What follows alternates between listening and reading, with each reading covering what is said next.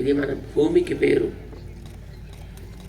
రోజు మనం భూమిని చేసే ప్రార్థనలో వందే మాతరంలో సుజలాం సుఫలాం మాతరం వందే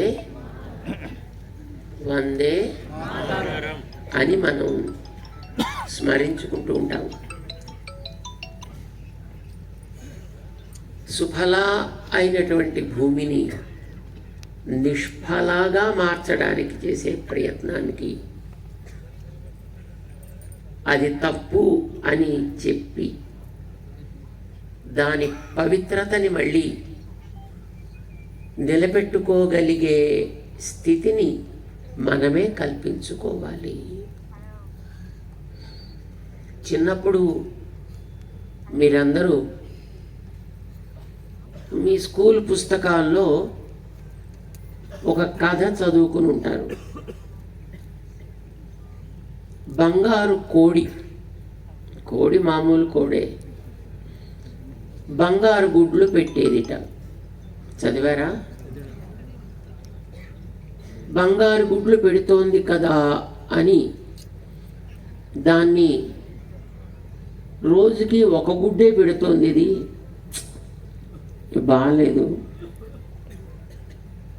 అసలు దాని పొట్టలో ఎన్ని గుడ్లు ఉంటాయో మొత్తం అన్నీ తీసుకుందామని దాని పొట్టని కోసేట ఆ పెంచుకునేటటువంటి స్వామి.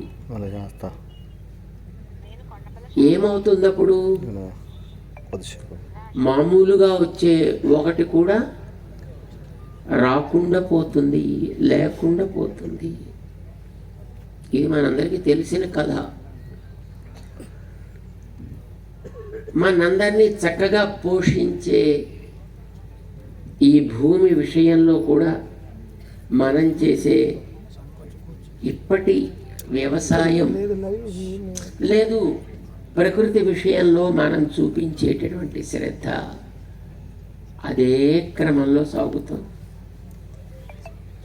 బంగారు గుడ్లను ఇస్తోంది కదా అని దానిని పొట్ట కోస్తే మొదటికే మోసం వచ్చినట్లుగా, పంటలు ఇస్తోంది కదా అని 2, 3, 4 పంటలు పండించేస్తుంటే పర్యవసానం మనకి త్రాగడానికి నీటిని కూడా ఇవ్వలేని దశకి భూమి చేరిపోవడం,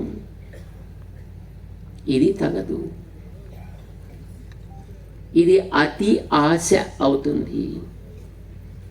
అత్యాశ పనికిరా, ఆశ కావాలి, ఆశ ఉండాలి. ఆశ లేకపోతే అసలు మనిషే కాడు. కానీ ఏది పనికిరానిది? అత్యాశ. ఈ అత్యాశ ఉంటే సమూల నాశము అనేది మనకి భారతం చెప్తోంది. మహారాజా, నీ పిల్లవాడికి అత్యాశయా, భీష్ముడు పోయాడు, ద్రోణుడు పోయాడు, కర్ణుడు పోయాడు, ఇంకా నీ వాడికి ఆశ చావలేదయా? ఇంత అత్యాశ పనికిరాదయ్యా. ఆశ బలవతి రాజన్, శల్యో జేష్యతి పాండవాన్. ఇంకా 17.5 రోజులైంది అప్పటికి యుద్ధం ప్రారంభమయ్యి. ఇప్పుడు మళ్ళీ అందరూ పోయిన తర్వాత ఈ శల్యుణ్ణి సేనానాయకుణ్ణి చేస్తున్నాడు ఇవాడు. ఇది మంచిది కాదయ్యా, ఇప్పటికైనా పాండవులతోటి సంధి చేసుకునే ప్రయత్నం చెయ్యవయా అంటాడు ధృతరాష్ట్రుడితోటి. విన్నా శల్యుడి సారథ్యం, శల్యుడి యుద్ధం అరపూట జరిగిందంతే. యుద్ధం సమాప్తమైపోయింది, వంశం పూర్తిగా పోయింది, ఎవడు మిగల. అత్యాశ అనేది చాలా ప్రమాదకరం. మనకి కావలసిన వాటిని ఇవ్వగలిగే శక్తి మన భూమాతకి ఉంది. మనని పోషించగలిగేటటువంటి సామర్థ్యం ఆ తల్లికి ఉంది. కానీ దాన్ని మనం మన ఆలోచనల ప్రభావం చేత పాడు చేసుకుంటున్నాము. మీ అందరికీ తెలిసిన ఒక నానుడి అడగనా? మీ అందరికీ తెలిసింది, మానవ సేవయే. ఎంతమందికి ఇష్టం ఇది?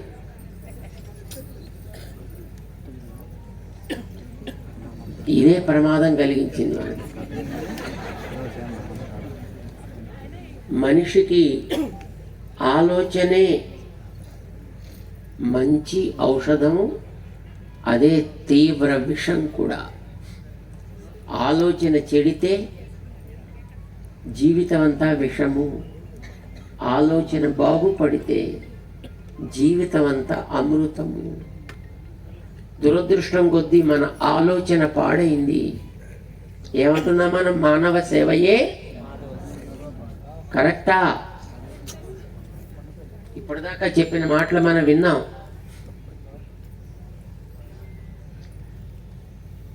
మనుషులందరినీ ఎవడు పుట్టించాడు?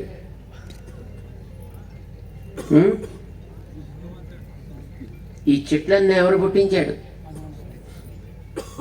నువ్వా? ప్రకృతి. జంతువుల్ని ఎవరు పుట్టించారు? ప్రకృతి. పక్షుల్ని, పశువులని, నీళ్ళని, నేలని, గాలిని అన్నిటినీ ప్రకృతే పుట్టించింది. ప్రకృతికి ప్రాణం లేదు, భగవంతుడికి ప్రాణం ఉంటుంది. వీటన్నిటినీ భగవంతుడు పుట్టించిన భగవంతుడికి ఇవన్నీ ఏమవుతాయి? సంబంధం, సంతానం అవుతాయి. సంతానంలో ఒక సంతానం మిగతా సంతానాన్ని హింసిస్తే తల్లిదండ్రులకి ఇష్టమా? ఇద్దరు పిల్లల్లో ఒక పిల్లాడు రెండో పిల్లవాడిని చావగొడితే మీకు సంతోషమా? సమాధానం. ఈ ప్రకృతిలో అన్నిటినీ పుట్టించిన వాడు ఒకడే దేవుడా? వేల మంది దేవుళ్ళు ఉన్నారా? కరెక్టా? ఒక్కడే. గుడ్. అంతవరకు తెలిసినందుకు సంతోషం. ఒకడే దేవుడు ఇందరినీ పుట్టిస్తే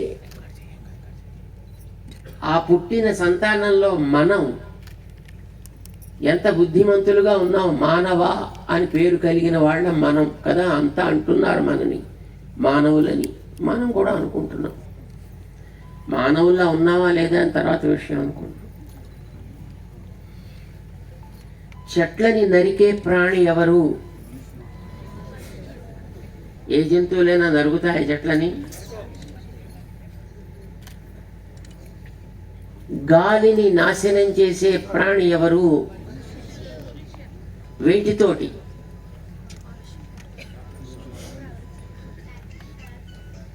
కార్బన్ మోనాక్సైడ్స్ రిలీజ్ చేసేది ఎవరు? క్లోరోఫ్లోరో కార్బన్స్ తయారు చేసే ప్రాణి ఎవరు?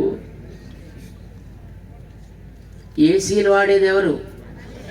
రెఫ్రిజిరేటర్లు వాడేది ఎవరు? అందులోంచే వస్తాయి ఈ సిఎఫ్సీలన్నీ కూడా. అంటే గాలిని నాశనం చేసేది ఎవరు? మనుషులు. చెట్లని, నీళ్లలో కాలుష్యాన్ని కలపగలిగిన మహాప్రాణి ఎవరు? మనుషులే. ఆ మార్పులు కూడా మనిషికి. నేలని రసాయనమయం చేయగలిగిన ప్రాణి ఎవరు? అది మనిషే. అబ్బా, మీరు ఏం మాట చెప్తే దానికల్లా మార్కులు మనిషికే. కొండలని పిండి చేసే ప్రాణి ఎవరు? అది కూడా మనిషి. దేవుడు మంచి నాలుకనిచ్చాడు. మంచి మాటలు ఆడండి రా, నోరు మంచిదైతే అని. నోరు మంచిదైంది కనుకనే మనం రామదాసు గారిని ఇక్కడ మాట్లాడుకుంటున్నాం. ఆయన నోరు మంచిదైందనే తానిషా గారు కూడా ఆయనకి దాసుడయ్యాడు. జైల్లో పెట్టి హింసించినటువంటి తానిషా కూడా రామదాసు గారు పొరపాటైపోయిందండి, మీ 6 లక్షలు మీ శిష్యులు వచ్చి కట్టారు, రామోజీ గారు లక్ష్మోజీ గారును, మీకు జైల్లోంచి విడుదల ఇచ్చేస్తున్నాం అని ఇచ్చేసాడు రసీటు. విన్నారా? మీ ప్రాంతపు చరిత్ర.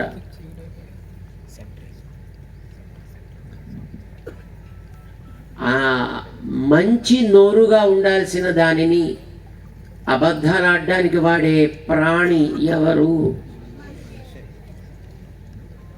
అబద్ధాలు నేను ఎప్పుడు ఆడలేదండి జీవితంలోనూ. ఎవరైనా చెయ్యొద్దండి ఒకళ్ళు.